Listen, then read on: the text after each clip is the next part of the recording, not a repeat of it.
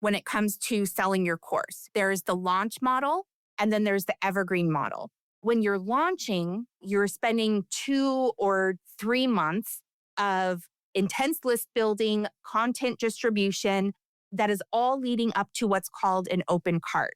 And that open cart is when people can enroll in your course. And that typically lasts 5 to 7 days. Now, when you're selling evergreen, you're able to bring in new people into your sales cycle every single day. Welcome to Working Women Mentor, the podcast that delivers mentorship in every conversation. Each episode, we meet remarkable women who share the real moments, challenges, and breakthroughs that shape their journeys. These are stories that inspire, empower, and remind us of what is possible. I'm your host, Rani Alfers, and I cannot wait for you to meet today's guest. Let's jump in and uncover your next mentor moment.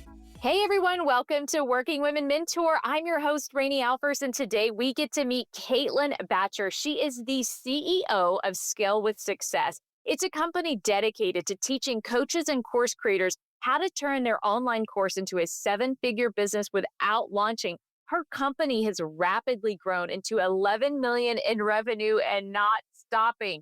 This lady knows what she's doing. She's learned the hard way. She has a drive and a passion to share what she knows. And isn't that what mentorship is all about? I cannot wait for you to meet Caitlin and learn from her in this episode. She's got so much more online. If you have not run into her on Instagram or Facebook, I feel like your app might have been closed because she's everywhere. She is an incredible person who really looks to others and wants them to be successful. She's learned a lot and she's sharing it with us today. Here we go. Let's meet Caitlin. Caitlin, how are you today? I'm doing well. Thank you so much for having me on your show today. We're so excited to talk everything about mentorship, courses, scaling business. We've got a lot to cover today. Caitlin, would you mind introducing yourself to our audience? Sure. So I'm Caitlin Bacher. Our company helps online course creators create and sell their own courses. Specifically, we help people do all of that without launching. So we focus primarily on evergreen strategies. Okay, well, you make that sound really easy because there are so many courses out there. Like, I love it. It's so fun. It's how I've learned many, many things. What a great business to be in, the learning business. It's hard to know how to get it out there. And so with someone who's been there, done that, it's a lot of great information we'll talk about today. And you've built this 8-figure business and you're sort of rethinking, like you just said, that making it evergreen, rethinking the model of course building and launching. Can you kind of roll back the clock for us and take us back to before you started your first course and how you got to be where you are today? Yeah, sure. So I actually started out as a social media manager. I was freelancing and I would do social media management for other businesses. I would create the graphics, create the copy, schedule it, interact with their audiences, all of that kind of thing.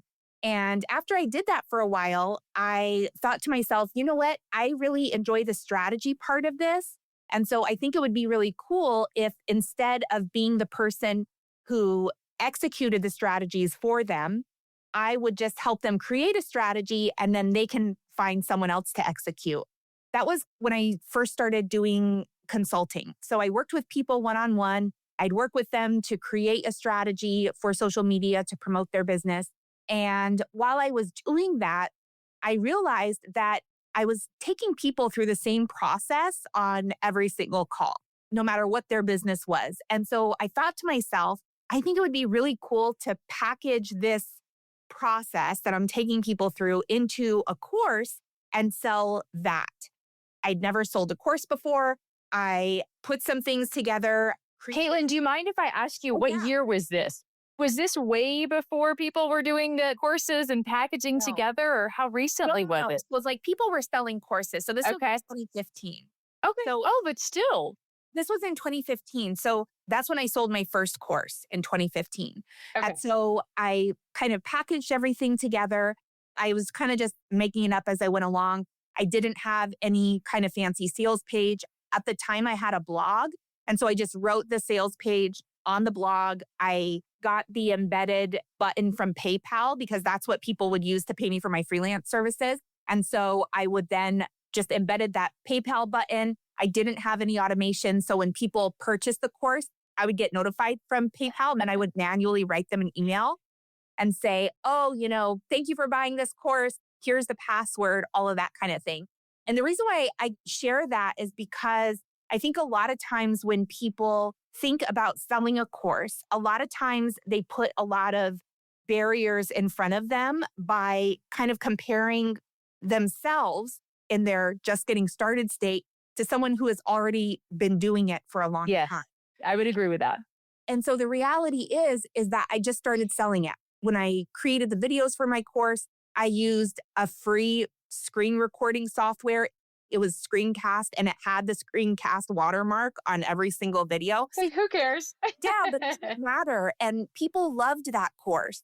The reason why they loved it is because I was in the community, I was answering questions, they were going through the material. And because I was passionate about teaching it, it was contagious and they became passionate about learning it. Now, one of the mistakes that I made with that course, which is a very common mistake, is that I was fitting too many things in that course. So in my head, I was thinking, oh, to make this really valuable, I'm not just going to teach about one social media platform. I'm going to teach about all of them. And then pick your platform. Like, I want to give you everything I know. Exactly. I hear that so many times from people who are looking to get started with their course where they're thinking to themselves, but I know so much about this topic. I really want to make it juicy and big.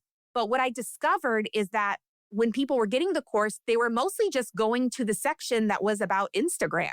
And so I thought to myself, okay, if the section that everyone is spending the most time on is not Twitter, it's not Pinterest, it's not Facebook, it's Instagram, then maybe I should create a course that is only about Instagram. After that, I created a course about Instagram. And while I was selling that course about Instagram, I decided to start a free Facebook group. In addition to selling the course through Instagram, I was also selling my Instagram course in my free Facebook group. And love it. You're like early to do all of this. This is so fun listening to how it started. Yeah. And so I got kind of tired of talking about Instagram for a while. And so I decided to then create a course about how to start and grow a free Facebook group. So I was constantly teaching things that I was learning how to do on my own.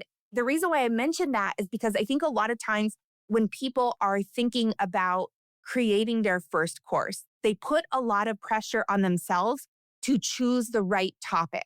What I want to let you know is that you can always pivot and change. So the goal is to just get started and you can always change your mind later on. After I'd been selling that free Facebook group course for a while, that was a course where I made the switch from launching because my income was pretty much stuck. And I decided to switch to selling on autopilot. So after I was selling that free Facebook group course on autopilot, then I was like, okay, I'm done talking about free Facebook groups. I really want to talk about these evergreen funnels that I've been creating to sell my courses. Were you using ClickFunnels at that time?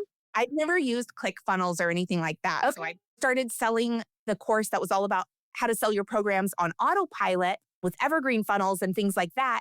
Once I started doing that, that's where I kind of found my place. And we've been selling that program for 7 years. So the first 3 years were definitely trying out different things, like an overall social media course, an Instagram course, a free Facebook group course. And then once I found this topic, this one is the one that I can just talk about. But I never would have arrived here if I didn't just start in the beginning, pick a topic and kind of go with it.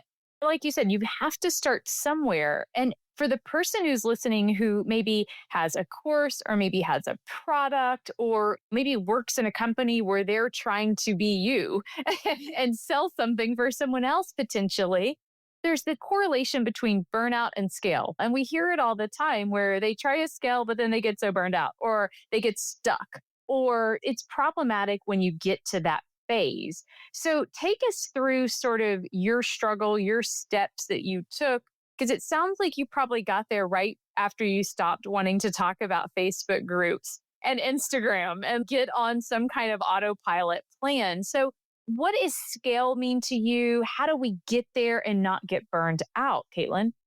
One of the things that I'm really passionate about in my teaching is to make sure that you are using strategies that are appropriate to your level of business. And what I find a lot is that people are trying to implement strategies that are designed for business that perhaps work, but they're designed for businesses that have a really big team, a really big ads budget, and they're businesses that already have consistent revenue coming in. And so they can afford to take different risks. What I discovered is that basically, when it comes to selling courses, there's two specific models that people can use when it comes to creating and selling their courses.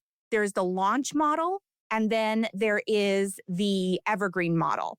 And so what I was attempting to do was the launch model, which again, I feel like might work great for businesses who are already making millions, who already have a big team, a big ads budget, and things like that, but they weren't necessarily built for a business like mine. So the difference between launching and evergreen is that typically launching requires around 2 to 3 months of intense list building and content distribution that is leading up to what's called an open cart.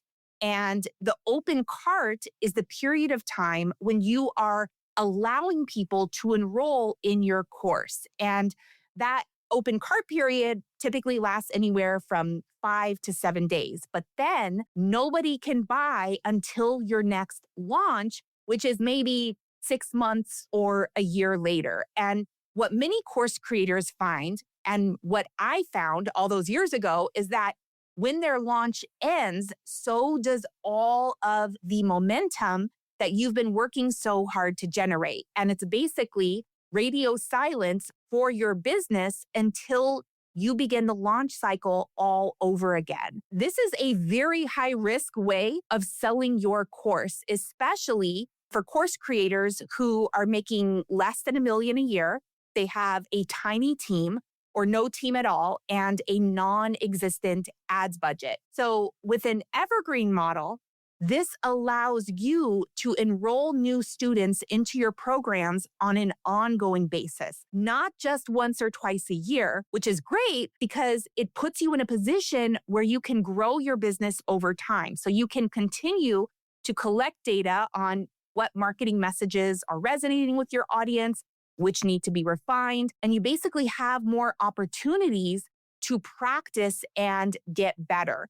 And so all those years ago, I was feeling so frustrated because I was trying to sell that free Facebook group course and my income was stuck. I was able to sell some courses, but it wasn't really growing. And it wasn't until I made that switch from launching to selling my course on autopilot that I was finally able to get that momentum in my business. I was able to build traction. The number one thing to really, really focus on is how to generate that consistent revenue. And that was something that I hadn't realized because at the time, I just didn't know that that method was even out there. I wasn't aware of that. Any of the programs or like any way to even make it happen, right? Yeah. Yeah. Well, it's interesting because you've taken it through these milestones of learning. And I feel like there's another course in the making, by the way, just from listening to you talk, like just some other version of what you're about to do next, because everything you're learning, you're turning around and sharing and teaching. That's not going to happen. I'm good. A lot of people think about when it comes to starting and growing a course business, and I see this a lot with people, is they think, I see successful people out there and they're selling multiple products. They're doing something that is great for a business that already has a big team, that is already has that consistent revenue coming in. And they're trying to apply that to their business as they haven't yet crossed the $1 million mark. They're still working to their first 6 figures, their first 7 figures. And the thing that helped me the most was by being very strategic about selling one product at a time. And so I put all my focus and energy into creating that one evergreen funnel to sell one course. Now I have a couple different products, but I also have a big team and I have lots of security and cash flow and things like that. So it's different. We specialize in helping people who are really looking to reach their first 6 or first 7 figures. I love that. It's not a one size fits all approach. Life isn't. I mean, what someone else is doing. And often we read or we see people who are selling how to make a course. I really love your approach because of this, because they are saying, hey, I've made millions. This is what I'm doing now. I'm hosting a $25,000 mastermind, all of these things. And I think even I am like, whoa, I don't know if I'm ready to do a mastermind with someone, or nor do I want to, by the way. So then what can I still do? And so I think you give a lot of hope and a lot of reality to those out there starting now. So what is it like for you then to go from creating the courses, selling this, but then teaching people how to do a course? What was that shift like for you? So our program teaches people how to create, market, and sell their own course.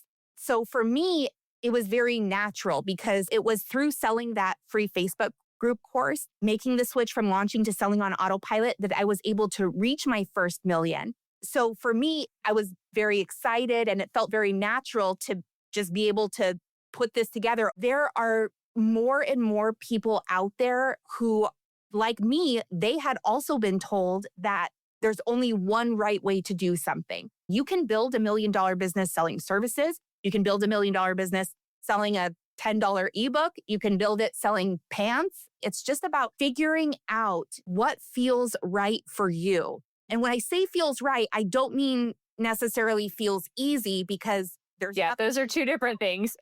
Nothing easy about growing it. And a lot of times, so much of growing a business is getting outside of your comfort zone and feeling uncomfortable. And so I just want to mention that because I know a lot of people, when they start to feel uncomfortable, sometimes they say, oh, like, is this out of alignment for me? Is this not the right path? And I have found that discomfort is the path. Like if you're feeling it is. And if the action you have to take is aligned with the goal you want to meet, even if that action is uncomfortable, that's alignment, right? You're kind of working towards it. You are. Well, let's talk about your work towards this $1 million plus business that you've built and the way you've approached it with balancing family, because you had an aha moment there, taking your daughter to kindergarten, realizing what? I mean, what was that like for you and how did you make a change? My daughter was in kindergarten and there was an early dismissal day, and I'd been so heads down focused on preparing for this big launch that I was in the midst of planning that I hadn't been very present at home. I was physically there, but I was not mentally there. So she had this early dismissal day. I was like, oh, this is going to be great. So I'll pick you up early then. We'll go to the park. We'll get ice cream. We'll make a whole day of it. Right? Yeah. Like building it up. Good intention. And I put it on my calendar. And even though I put it on my calendar, I completely spaced it out. And it wasn't until my phone rang. And when I saw it was the school calling, I instantly realized my mistake. I rushed to school. She ran towards me crying, saying, you forgot all about me. And in that moment, of course, I felt like I'm prepared to walk away from everything. Like this is too much. Like, this is not worth it. That was probably a very hard day. Yeah. And it wasn't actually until a couple months after that when I had joined a mastermind, and there were a lot of different course creators in all different kinds of niches.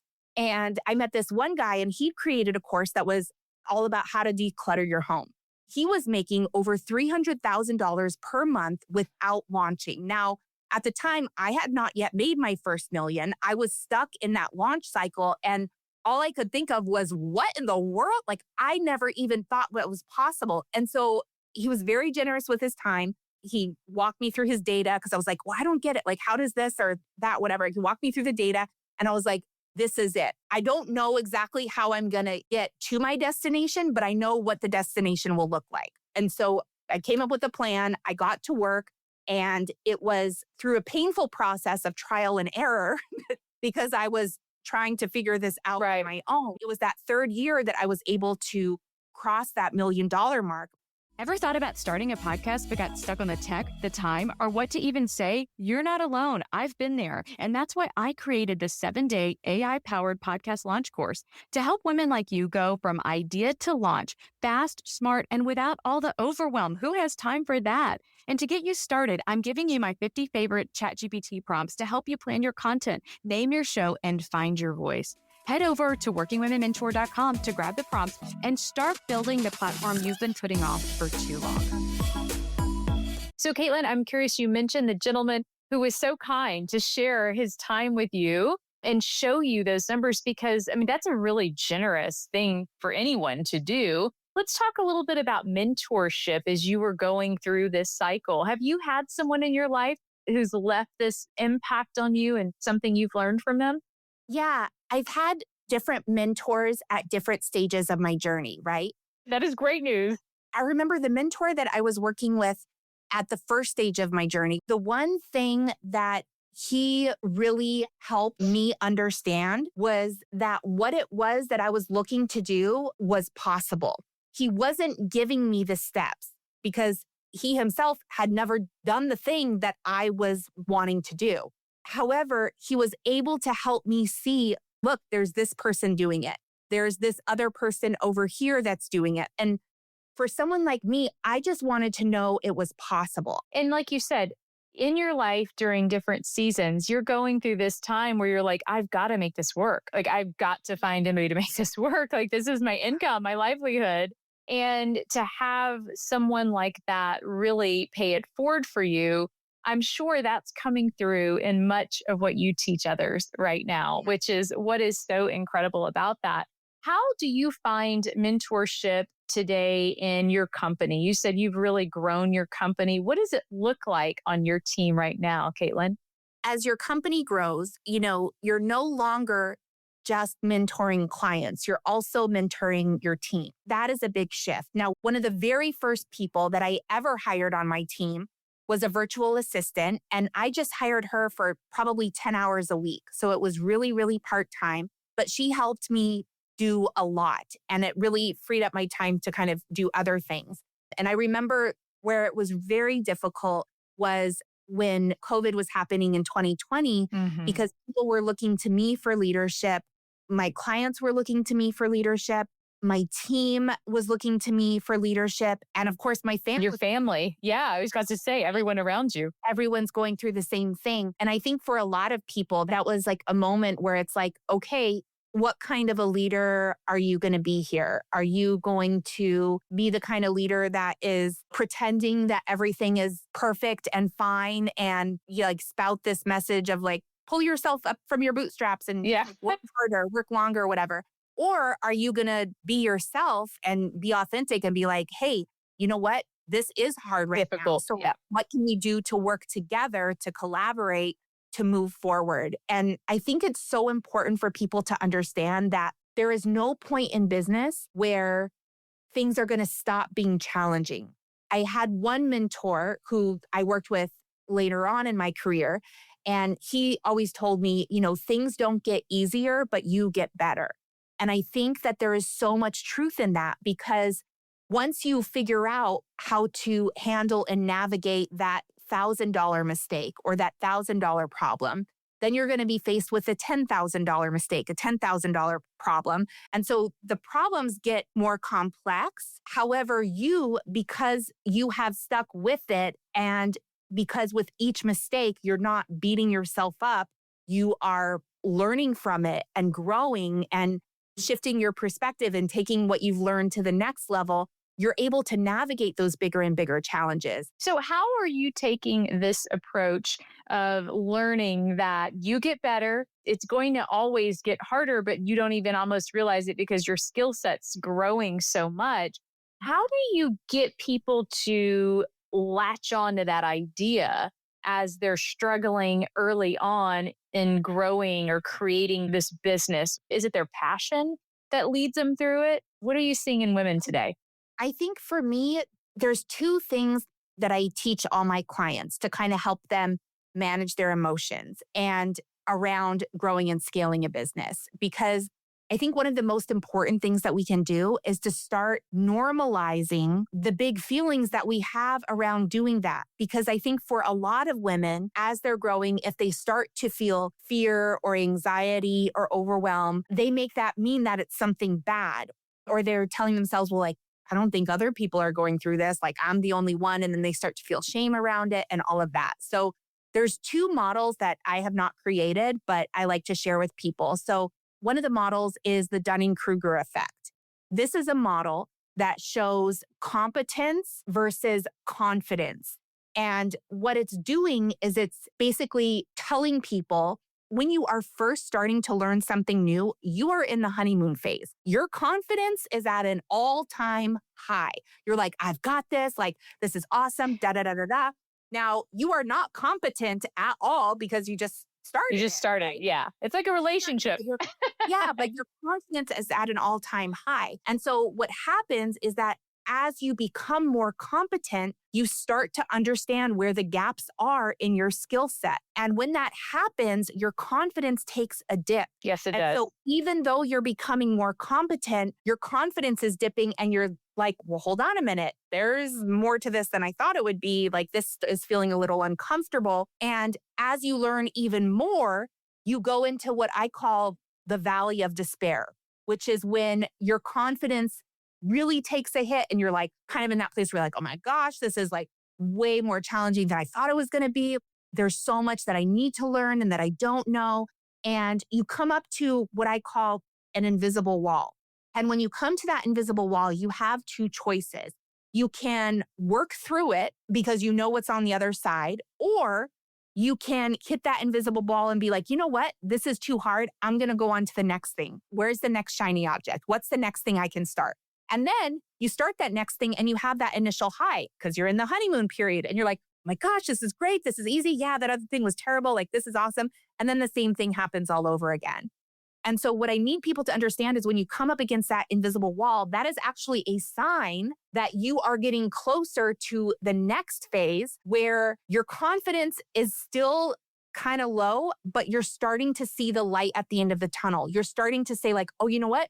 This is actually harder than I thought it was going to be, but it's doable. Like, things are starting to click now. And then after that, as you are becoming more masterful at the skills that you're practicing, right? Then your confidence begins to increase and you're starting to realize, you know what? There is still so much for me to learn. However, I feel good about it now. Like, I feel like you no longer are exhausted by it. Like, you no longer feel defeated by the fact that you couldn't muddle through it. The hard part with the enthusiasm and the high of the shiny object. Like, that's just not going to happen. I think it's also a great way to approach life and whatever you're working on. Everything is a constant. And I like that you focus so much on that with regards to putting the fear aside. Don't be perfect. You don't have to be perfect to get this going.